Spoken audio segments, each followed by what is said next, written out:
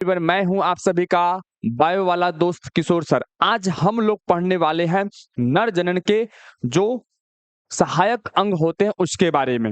इससे पहले वाला जो लेक्चर है उसमें हम प्रोस्टेट ग्रंथि तक जो है वो पढ़ चुके हैं, लेकिन आज हम पढ़ेंगे प्रोस्टेट ग्रंथि के बाद जो भी जितना भी सहायक अंग है नर जनन अंग का, उन सभी के बारे में आज हम पढ़ेंगे। आज हम जानने वाले हैं कि जब कोई लड़का और लड़की संपर्क में आता है तो उसके लिंग और योनि में एक तरल चिपचिपा द्रव जो है वो क्यों रिलीज होता है, क्या वजह होता है, उसका वजह क्या है। दूसरा बात हम आज इस वीडियो में जानेंगे कि जब कोई प्राणी संबंध बनाने की क्रिया से गुजरता है तो शुक्राणु कैसे अधिवृष्ण से निकलकर जो है वो मूत्र मार्ग में आता है। उसको कौन सा ऐसा स्विच है जो उसको उस मार्ग में उड़ेल देता है, यानी उछल देता है। क्या कारण है, क्या कोई स्विच लगा हुआ है, इसके बारे में हम इस वीडियो में जानने वाले हैं। इसके साथ साथ हम क्या जानने वाले हैं कि कॉपर ग्रंथि जो होता है उसका काम क्या होता है। तो चलिए अब हम समझते हैं कि आखिरकार क्या होता है। अगर इससे पहले कि यदि आप नए हैं तो चैनल को एक बार सब्सक्राइब कीजिए और लाइक कमेंट तो जरूर कीजिए। अगर कमेंट, आपका एक कमेंट जो है हमें और अच्छा से अच्छा वीडियो बनाने के लिए क्या करता है, अग्रसर करता है उति। हम देर नहीं करते हैं और इस बात को समझते हैं कि होता क्या है। देखिए सबसे पहले समझते हैं कि ये कॉपर ग्रंथि होता क्या है। देखिए कॉपर ग्रंथि जो होता है यानी कि कंद मूत्र पथ ग्रंथि इसे कहते हैं। यह मटर के दाने के समान होता है। ये देखिए इसे हम बोलते हैं प्रोस्टेट ग्रंथि। क्या बोलते हैं? प्रोस्टेट ग्रंथि कहते हैं। इसे हम बोलते हैं प्रोस्टेट ग्रंथि। क्लियर? और इसके उसके नीचे यहां पर जो मटर के समान जो है ये गोल संरचना जो दिख रहा है, इस मूत्र मार्ग के अगल बगल, इसी को हम बोलते हैं कंद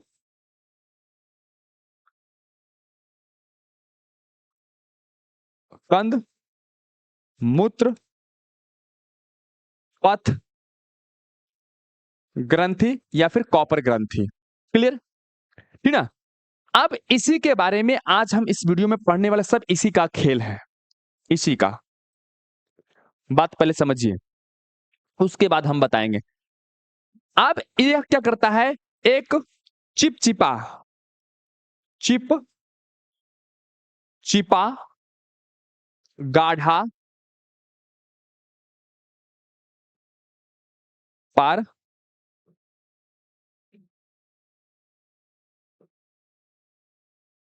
पारदर्शी पदार्थ को जो है वो रिलीज करता है। क्या करता है, ये कंद मूत्र पथ जो है यानी कॉपर ग्रंथि जो है वो चिपचिपा गाढ़ा और पारदर्शी द्रव रिलीज करता है।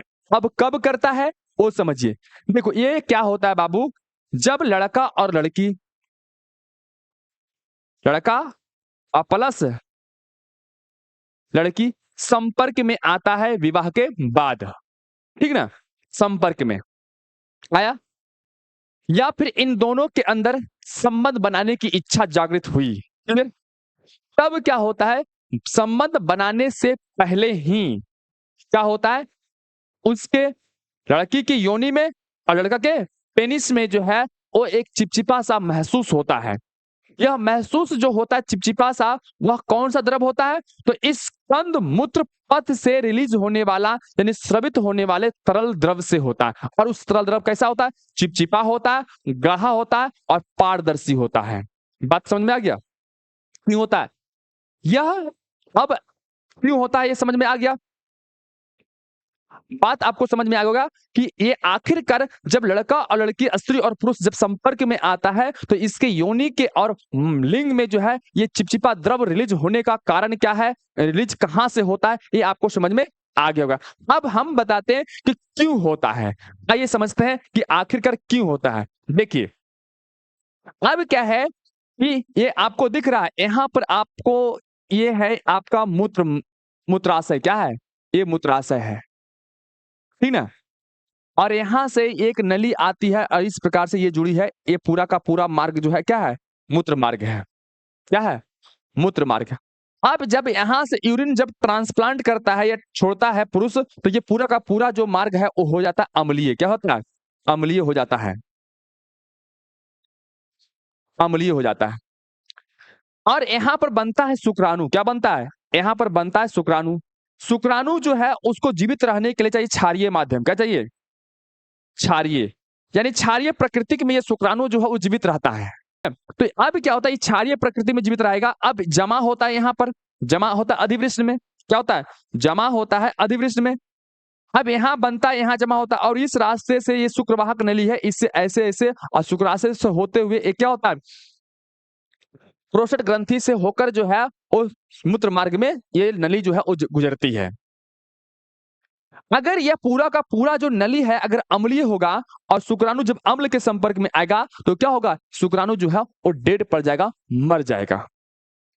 इसलिए ईश्वर ने व्यवस्था किया कि बाबू कि तुम सेक्स करोगे तो सेक्स के पहले हम क्या करते हैं, पूरा जो मूत्र मार्ग का जो रास्ता है उसको क्या करते हैं, साफ कर देते हैं। तो यूरिन तो हमेशा होता है, तो ये पूरा का पूरा मार्ग जो है वो अम्लीय होता है। और जब अम्लीय होता है तो जैसे ही मन के अंदर क्या होता है, जैसे ही जो है वो मन के अंदर संबंध बनाने की इच्छा जागृत होती है, तुरंत क्या होता है, सफाई पे ये क्या होता है, कंद मूत्र पथ ग्रंथि जो है सफाई पे क्या होता है, रास्ता को साफ करने में लग जाता है। प्रकार से ये जो शुक्राणु है एक अतिथि की तरह है, ये इस मार्ग से गुजरने वाला है। समझो ये प्रधानमंत्री है, आने वाला पूरा रास्ता करो साफ सुथरा कर दो।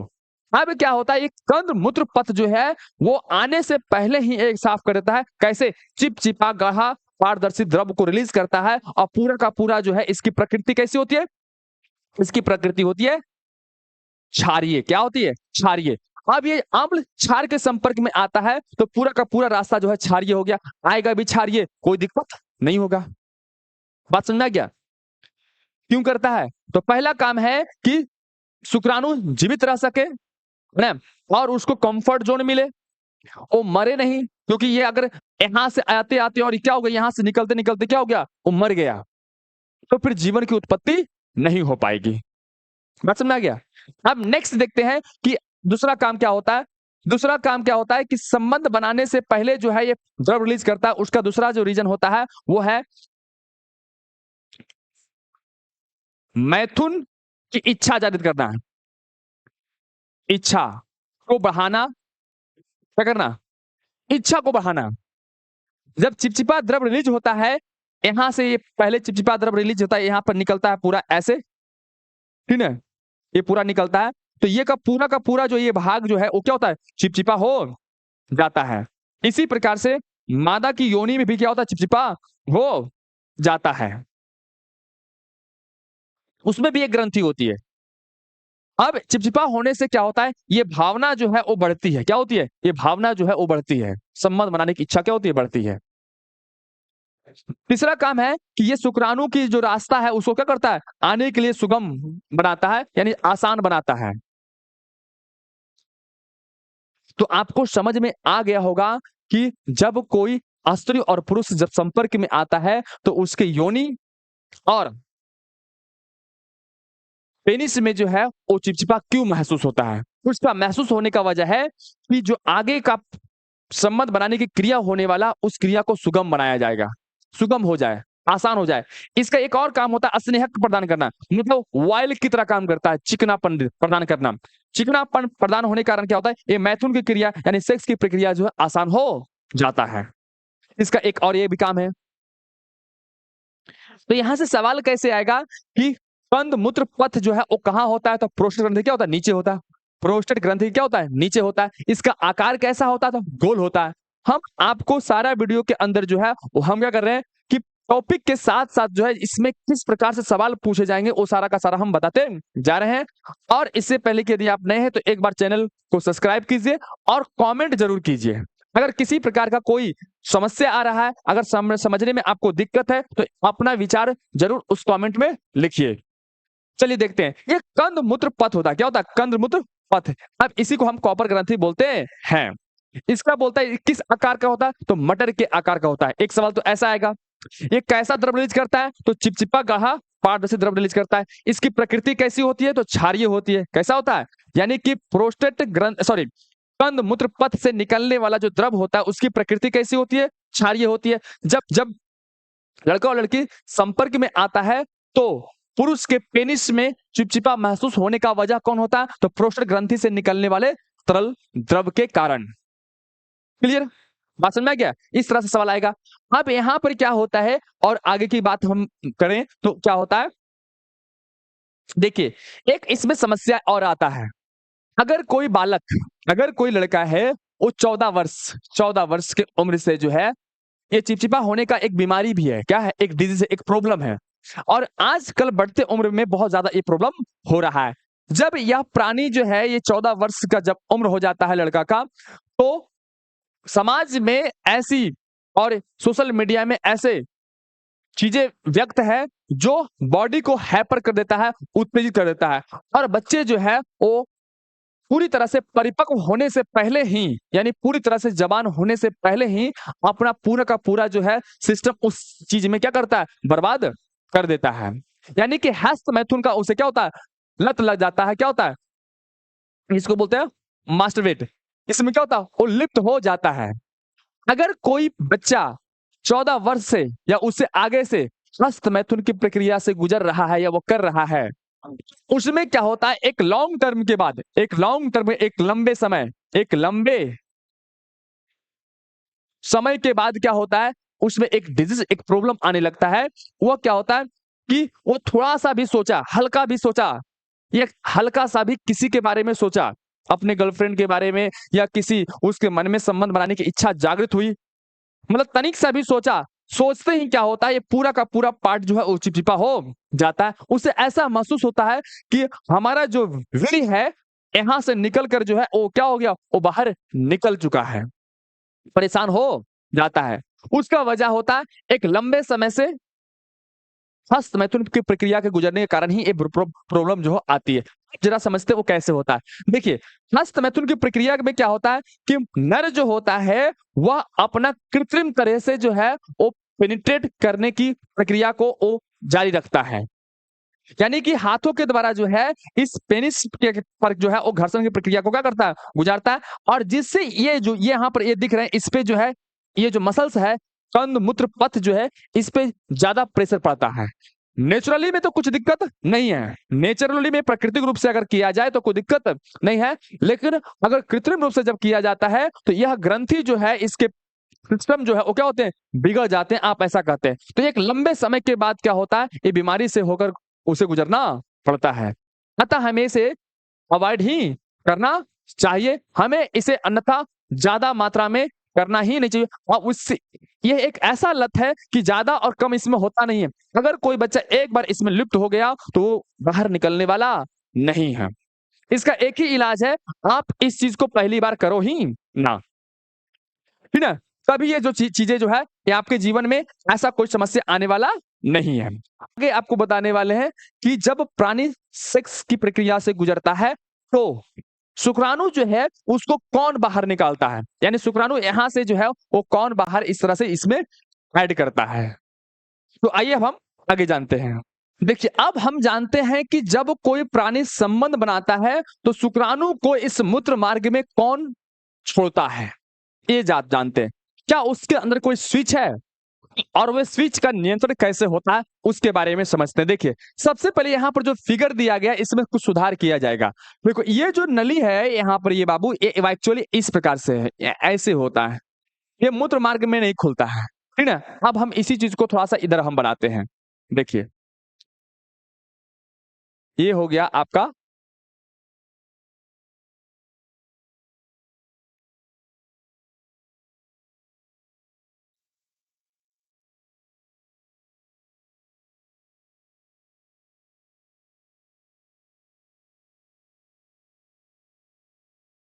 देखिए एक्चुअल में जो होता है नर जनन अंग का सिस्टम ये होता है। फिगर में ये डिजिटली फिगर है, इसके अंदर थोड़ा सा कमी है, इसके बारे में देखिए। अब यहाँ पर ये वाला जो दिख रहा है ये है शुक्राशय। क्या है?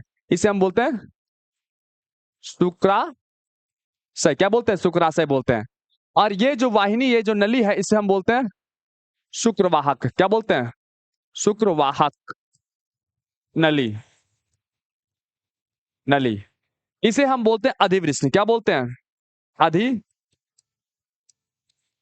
अधिवृष्ण बोलते हैं। और इसे बोलते हैं वृष्ण। क्या बोलते हैं? वृष्ण। क्लियर? शुक्राणु बनता है यहां, शुक्राणु यहां पर क्या होता है? बनता है। जमा कहां होता है? यहां पर। और इस रास्ते से क्या होता है? ये जाता है और यहाँ पर शुक्राशय से क्या निकलता है? एक शुक्र द्रव निकलता है। इसके बारे में पिछला वीडियो में हम पूरा पढ़ा चुके हैं। ऐसे एक नली जो है वो प्रोस्टेट ग्रंथि में गुजरती है। अब प्रोस्टेट ग्रंथि जो है और यह भी कुछ चीजें जो इसके अंदर मिलाती है और वो जो है यहाँ पर इस प्रकार से आता है। देखिए यहाँ पर फिगर में देखिए इस तरह से दिया गया है। थोड़ा सा क्या था? प्रॉब्लम था कि आखिरकार जब प्राणी सेक्स की प्रक्रिया से गुजरता है तो शुक्राणु जो है उसे कौन जो है, शुक्राणु जो है यहां से, शुक्राणु यहां से निकलकर इस अधिवृष्ण से निकलकर जो है वो कैसे यहां पर चला आता है। देखिए होता क्या है कि जब प्राणी जो है वो मैथुन मैथुन की क्रिया से जब गुजरता है और जब वह चरम सीमा पर होता है, क्या होता है? चरम सीमा पर होता है, यानी कि सेक्स करने की अंतिम चरण, अंतिम प्रक्रिया में होता है, जिसको हम ऑर्गेनिज्म कहते हैं। तो उस समय हमारे स्पाइनल कोड, हम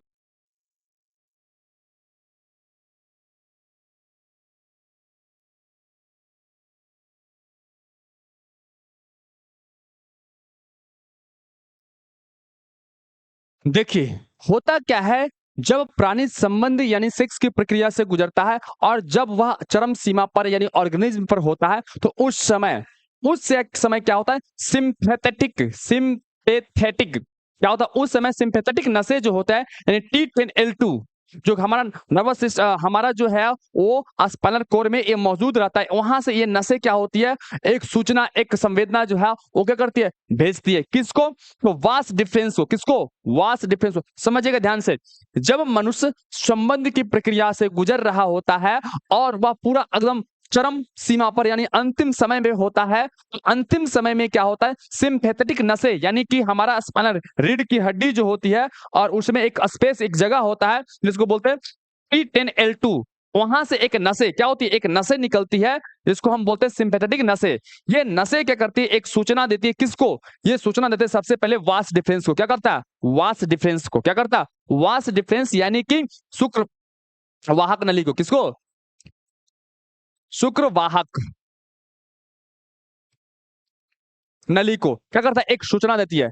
ये क्या करता है? इसको सूचना दिया, इसको सूचना दिया। और जब इसको सूचना दिया जाता है तो यहां क्या होता है? सूचना देते ही इसके होता है सिकुड़ता। क्या होता है? सिकुड़ता है। और जब ये सिकुड़ता है तो ये संकुचन की प्रक्रिया क्या होता है? इस प्रकार से सिकुड़ता है। तो यहां तो जमा होता है शुक्राणु, यहां से शुक्राणु को जो है वो लेकर जो है इस प्रकार से ये शुक्राणु चला और क्या होता है? यहां पहुंचता है। तो यहां पर क्या होता है? इस शुक्राणु में बहुत सारे शुक्राशय यानी तरल द्रव जो है वो मिल जाता है। उसका क्या काम है उसके बारे में हम बता चुके हैं। अब यहां से जैसे ही ये आगे आता है, क्या होता है? जैसे ही यहां से ये आगे आता है तो यहां पर जब शुक्राशय में जब पहुंच जाता है तो क्या होता है? Seminal vesicle. क्या होता है? सेमिनल वेसिकल का मतलब हो गया ये शुक्राशय। क्या होता है? शुक्राशय। ये शुक्राशय में भी संकुचन की प्रक्रिया होती है। दिमाग लगाओ कि क्या हुआ, यहां से शुक्राणु चला इस पाइप से और यहां पर आ गया। अब यहां पर जिसको जो मिलाना है मिल गया। अब मिलाने के बाद क्या करता है? इसमें भी संकुचन की प्रक्रिया यानी दबाव पड़ता है। जैसे ही दबाव पड़ता है वो क्या होता है? यहाँ और यहां से दबाव पड़ता है तो क्या होता है? इस रास्ते से यहां पर चला आता है। किसमें? शुक्रवाहक मूत्र मार्ग में ये पहुंच जाता है। ध्यान समझने वाली बात है, जब यहां से शुक्राणु आगे बढ़ता है तो कुछ तरल द्रव तो ये मिलाता है, यानी शुक्र शुक्र शुक्राशय द्रव क्या मिलाता है? इसको हम बोलते हैं शुक्राशय तरल द्रव है ना। कुछ तरल द्रव जो है वो शुक्राशय मिलाता है, तो कुछ तरल द्रव जो है वो मिलाता है प्रोस्टेट ग्रंथि। तो इसके अंदर जो है ये हमेशा यहाँ पर भी कुछ मिला, यहाँ पर भी कुछ मिला और ये दोनों अपना अपना तरल द्रव मिला देता है। उसके बाद यह शुक्राणु जो है वो इस नली में पहुंचता है, इस नली में। और जब इस नली में पहुंचता है तो इस नली को ऑलरेडी पहले क्या कर चुका है? ये कॉपर ग्रंथि जो है वो साफ कर चुका है। अब यहां से फिर क्या होता है, इस प्रकार से यहाँ क्या होता है, ये बाहर निकलता है। मेन काम होता है इस नली को संकुचित करना और इसको संकुचित करना है। जैसे ये संकुचित होता है तो संकुचन में दबाव पड़ता है, तो इस दबाव के कारण जो है इस नली के अंदर जो भी फ्लूइड होता है, जो भी शुक्राणु होता है, इस नली में क्या होता है, ये पहुंच जाता है और इसी प्रक्रिया को हम बोलते हैं अस्खलन। क्या बोलते हैं, अस्खलन। तो आपको समझ में आ गया होगा। चलिए अब हम आगे देखते हैं। ये कॉपर ग्रंथि हो गया। देखिए कॉपर ग्रंथि में क्या होता है, कहता है यह ग्रंथि सामान्यतः मटर के आकार का होता है, जो प्रोस्टेट ग्रंथि क्या होता है, नीचे मूत्र मार्ग के अगल बगल में होता है, जो अभी हमने देखा। कहता है इसके स्थल इससे अस्खलन से पहले जो है पारदर्शी चिपचिपा गाढ़ा रंग का क्या होता है, बलगम या तरल पदार्थ जो है निकलता है। यानी अस्खलन से पहले, यानी शुक्राणु को निकलने से पहले मूत्र मार्ग को यह चिकना प्रदान करता है। कहता मैथुन के समय जो है यह योनि को क्या करता है, चिकना करता है। योनि के साथ साथ जो है अपना पेनिट्रेट को यानी पेनिस को भी क्या करता है, स्नेहता प्रदान करता है। अगला काम, इसका काम क्या है, कहता है यह मूत्र मार्ग की अम्लता को करता है, दूर करता है। यह और क्या काम करता है, यह शुक्राणु के लिए क्या होता है, स्वच्छ होता है। शुक्राणु के लिए क्या करता है, स्वच्छता प्रदान करता है। यह मूत्र मार्ग क्या करता है, शुक्राणु के लिए स्वच्छ करता है। अगला है मैथुन के समय शिशन को स्नेहक प्रदान करता है। नेक्स्ट आगे देता है अस्खलन वाहिनी क्या है। ये अस्खलन वाहिनी की इसी की बात करते हैं। कहता है शुक्राशय से जो नली शुक्र द्रव लेकर जो है वो क्या होती है, निकलती है, उसे हम क्या बोलते हैं, अस्खलन वाहिनी कहते हैं। तो शुक्राशय से ए और यहां से एक तरल द्रव निकलकर यहां जो जाता है, इसे हम क्या बोलते हैं, इसी को बोलते हैं अस्खलन वाहिनी। इसे क्या हो गया, इसे हम वास्ट डिफरेंस क्या बोलते हैं। ये तो शुक्राणु यहां से लेकर ऐसे ऐसे आया यहां पर, फिर यहां से भी ऐसे जो आएगा इसके अंदर, यहां से इसे इसके अंदर, तो ये क्या कहलाता है, यह कहलाता है अस्खलन वाहिनी कहलाता है। आगे है मूत्र मार्ग। कहता शुक्राशय से क्या होता है, मूत्र मार्ग से एक जो है वो वाहिनी निकलती है, जो मूत्र जनन छिद्र द्वारा जो है शिशन के शीर्ष पर क्या होता है, निकलता है, उसे हम मूत्र मार्ग कहते हैं। यानी देखो ये क्या हो गया, ये मूत्राशय हो गया, यहां से एक नली निकलती है और ये शिशन से होते हुए ये क्या होती है, बाहर निकलती है, इसी को हम क्या बोलते हैं, मूत्र मार्ग कहते हैं। क्या कहते हैं, मूत्र मार्ग कहते हैं। ये सब थोड़ा आसान है, ज्यादा इसमें कुछ समझना नहीं है। अब आता है शिशन क्या है। शिशन क्या है, यानी कि ये पार्ट जो है ये बाहर होता है और ये पार्ट भी क्या होता है, बाहर होता है। बाकी सारा पार्ट जो है बॉडी के अंदर होता है, इसी को हम बोलते हैं क्या चीज, जो नीचे जो बाहर दिखाई पड़ता है ना, उसे हम क्या बोलते हैं, शिशन। कहता है यह त्वचा, कहता है क्या, शिशन जो है त्वचा से ढका हुआ एक रचना है, जो अत्यंत ही क्या होता है, संवेदनशील और स्पंजी होता है, उसे हम शिशन कहते हैं। ये पूरा ध्यान समझने वाली बात है, ये पूरा शिशन नहीं कहलाता है, इस पार्ट को हम शिशन बोलते हैं। क्या बोलते हैं, इस पार्ट को, ये पूरा का पूरा हम कहलाते हैं लिंग, क्या बोलते हैं, या पेनिस, क्या बोलते हैं, पेनिस कहते हैं। लेकिन यहाँ पर जो ये मुंड भाग होता है ना, जहां पर इसकी संवेदनशीलता बहुत अधिक होती है, बड़ा ही सेंसिटिव होता है, यानी टच करने पर बाद जो है इसमें इसका संबंध सीधे क्या होता है, ये ब्रेन को फील होता है। तो ये जो है ये संवेदनशील पार्ट होता है, इसी को हम बोलते हैं शिशन। लेकिन पूरा का जो हम क्या बोलते हैं, उसे हम लिंग या पेनिस कहते हैं। अब है नरजनन अंग का काम। क्या है, नरजनन अंग का काम। देखिए इसमें पहला जो है सबसे प्रमुख जो अंग था उसका नाम है वृषण। क्या है, इसका क्या काम होता है, इसका काम होता है शुक्राणु का निर्माण करना और नर हार्मोन की उत्पत्ति करना। क्या होता है, शुक्राणु का निर्माण करना और नर हार्मोन की उत्पत्ति करना। अधिवृष्ण का क्या काम होता है, अधिवृष्ण का काम होता है कि शुक्राणु को जमा करना, संचय करना, ताकि उसका अधिक से अधिक शुक्राणु का पोषण हो सके। शुक्रवाहक का क्या काम होता है, अधिवृष्ण से शुक्राणु को जो है शुक्राशय तक ले जाना। अधिवृष्ण से शुक्राणु को शुक्राशय तक ले जाने का काम कौन करता है, शुक्रवाहक नली। शुक्राशय क्या करता है, इसमें एक तरल चिपचिपा द्रव होता है। क्या होता है, जो शुक्राणु जिसे हम कहते हैं शुक्राशय द्रव कहते हैं। प्रोस्टेट ग्रंथि का क्या काम होता है, यह ग्रंथि जो है प्रोस्टेट द्रव का स्राव करता है।